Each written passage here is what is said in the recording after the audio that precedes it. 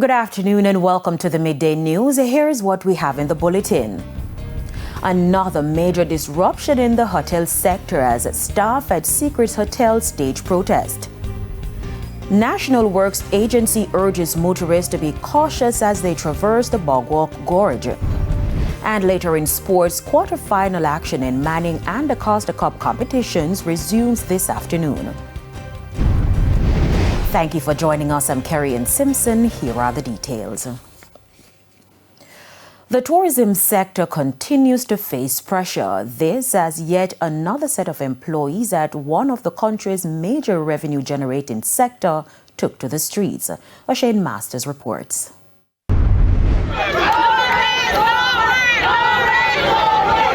Workers at the Secrets Resort in St. James this morning. They have taken their plight to the streets as they say the management of the resort has not heeded their calls for better treatment. They told our news team that they have had to be working long hours due to the shortage of staff, but they're not being paid overtime. Junior Miller is a kitchen supervisor at the resort. I don't have any staff, and I am here for 13 and 14 hours most of the day, 15 hours, and yet nobody can say to me, you are getting this person, that person tomorrow. And still, my pay at the end of the fortnight is still short. Yes, the 80 hours till they cut to 75. Sometimes you can short 13 hours and maybe 14 hours of work. So why problem? You don't have no staff and you still not pay people them. Nothing wrong with the problem.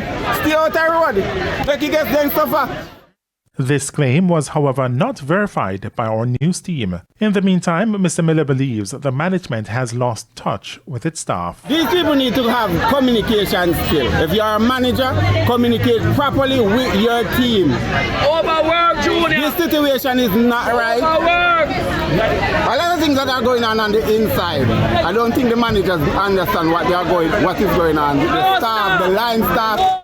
Just last month, workers at the Royalton Hotel in Negril and Falmouth staged a protest over similar issues. O'Shane Masters, TVJ News. Amid concerns about a labor shortage in the tourism sector I'll read that again. Amid the concerns about the labor shortage in the tourism sector, at least one hotelier in Westmoreland is calling for the government to invest more in local tourism. Managing Director of Shamila Inn, Daniel Grizzle, says while he understands some of the challenges in the sector, importing workers from other countries is not the answer. We have to step up training and serious training in every different field, right? And importing workers is not the answer. We have imported enough food and stuff draining our foreign currency. We don't want workers to also draining out the foreign currency. What you have to invest in is in our people. However, senior strategist in the tourism ministry, Delana Sivright, is insisting that the government is actively working to address some of the issues. Heart Trust NTA and of course the Jamaica Center for Tourism Innovation, which falls in the Ministry of Tourism, has been working closely with the sector to train up persons to work in our hotels on a consistent basis. I know, for example, the Jamaica Center for Tourism Innovation has certified just under 4,000 persons over the last year alone in the tourism sector. Nonetheless, we do have a labor shortage. The hotels and of course the Ministry of Tourism and other government entities have been working closely together to address some of these issues. Prime Minister Andrew Holness has added his voice to the debate surrounding body-worn cameras for members of the Jamaica Constabulary Force. His comments come following that of National Security Minister Dr. Horace Chang, who has expressed doubts about the effectiveness of body-worn cameras in fatal police shootings. Mr. Holness was speaking at the Jamaica Constabulary Force graduation ceremony for the second cohort of JCF Inspector. He says the government is fully committed to have the police force equipped with the devices. For them to be used effectively, it will cost over $1 billion to have the devices and requisite infrastructure built out. Now consider, with everything that the government has to do, if we're going to be spending billions of dollars on the technology, we also have billions of dollars to spend on the roads that people complain about, the garbage to be collected. So it can't all be done all at once. You elect governments to make the decisions and the trade-offs, what you do now, what you do in the future, to get everything done. And I think that we have made the correct decision as to how we are moving ahead with the deployment of the technology, not for show, but for the real effective use of the technology. Because you can have cameras and they don't help because you don't have this entire ecosystem for it to be used. And so we are building out that ecosystem. And by the way, the same applies for the Jamaica Eye cameras. You can have cameras, but if they're not connected to a C5 center, meaning a joint intelligence operational center where you can bring in all the feeds and properly analyze them, it makes no sense. Supreme Court Judge Justice Bertram Morrison has indicated that he will be requesting that the Mario Dean case be transferred to Kingston from St. James. He made the revelation at court on Monday. Details in this report. The trial of 3 police personnel charged in connection with the beating death of St. James resident Mario Dean in 2014 is yet to commence. The case has been postponed multiple times since it was first brought before the St. James Circuit Court in 2018. On Monday, when it was time for the empaneling of the jurors, no one was present. An angry Justice Bertram Morrison accused the police of not doing their duty. He said the police were expected to serve some 300 summons for the prospective jurors to attend court, but that was not done. It's why he insists that the Crown must actively consider a change in the venue, because it is an embarrassing fact that this has been hanging over the heads of the accused for 10 years. The men are charged with manslaughter, perverting the course of justice, and misconduct in a public office by the Independent Commission of Investigations, INDICOM. He pointed to the rights of the accused and the victims' relatives' expectation that this matter should be tried and brought to closure. The matter is set for mention on November 14. Bail was also extended for all 3 men. Kelisha Williams, TVJ News. Despite the Bogwa Gorge now being reopened, motorists are being urged to be cautious. The National Works Agency NWA says there are sections of the area that still pose a threat. Communication manager at the NWA, Stephen Shaw, was speaking on Power 106 FM Morning Agenda Tuesday. A section of the road that has been reduced to single lane, that section of road where the boulders came down, and the very large boulder caused some damage to the road embankment, and it actually knocked over some of the retaining wall in this space. And so as a result, we have had to reduce the available lanes to 1 while cordoning off the other. We hope to get works done in short order to have the road fully reopened. But plans are also in place to reconstruct 2 retaining walls in St. Thomas. These are in Hagley Gap and Windsor Castle. However, there were plans to start the project 2 weeks ago, but rain delayed that process.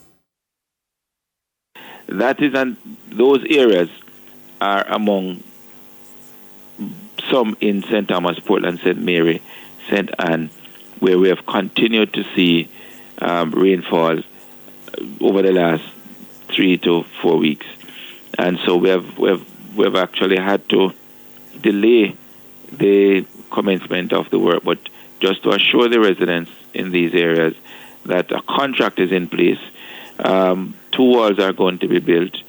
The roadway in the vicinity of the walls will be reinstated and paved with asphaltic concrete. And it's time for a break. Stay with us. More local stories when we return.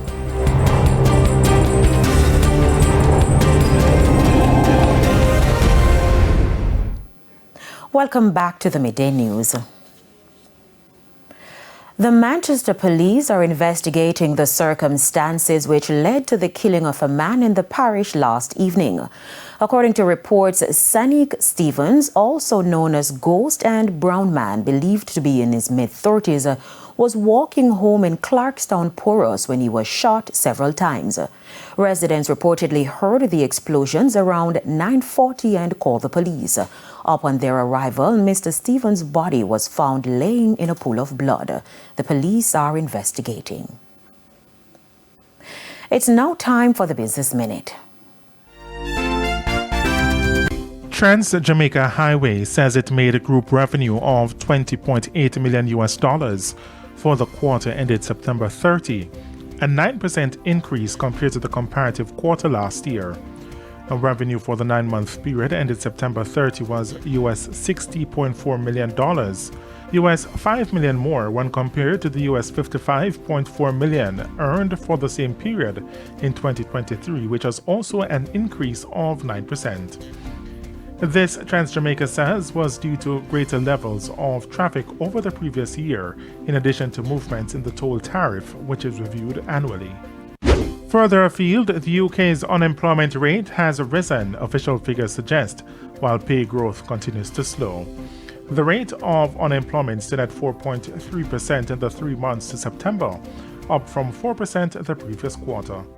However, the Office for National Statistics (ONS) urged caution over giving too much weight to its latest job figures due to issues with how it gathers the data. While wage growth has eased, pay is still rising faster than inflation, which measures the rate of price increases. Excluding bonuses, pay grew at an annual rate of 4.8% between July and September, the lowest in more than 2 years. For the Business Minute, I'm Shane Masters. Time now for the top regional and international stories. Prime Minister of Antigua and Barbuda Gaston Brown has criticized Sandals Resorts International's recent lawsuit against the government, labeling it as a frivolous attempt to delay tax obligations. Prime Minister Brown described the legal action as a tactic to tie up the process rather than address the government's tax concerns in good faith. He pointed out that his government's stance applies not only to Sandals but to the hotel industry at large. The lawsuit follows a government tax assessment related to discrepancies in Antigua and Barbuda's sales tax collection. On the international scene, at least 35 people were killed and 43 more injured after a car plowed into a crowd of people exercising at a stadium in Zhuhai, China on Monday. A 62-year-old male driver, Suriname Fan, is alleged to have driven an SUV through a barrier and into Zhuhai Sports Center in what local police described as a serious and vicious attack. Chinese media reported that many elderly people as well as teenagers and children were among the injured. The fan was arrested while trying to flee, police said, and is currently in a coma as a result of self-inflicted wounds. The incident took place despite heightened security in the city, which is hosting a major civil and military air show. And Congress returns to Washington today after an extended election recess. They have about 5 weeks to pass a funding bill to keep the government open. Another pressing concern is this fiscal year's National Defense Authorization Act. The House and Senate have separate versions on the table and need one that can pass both chambers. Congress also faces pressure to approve more disaster relief funds after Hurricanes Milton and Helene. Meanwhile, some Farm Bill programs expire at the end of the year, and the debt ceiling will be reinstated January 2nd.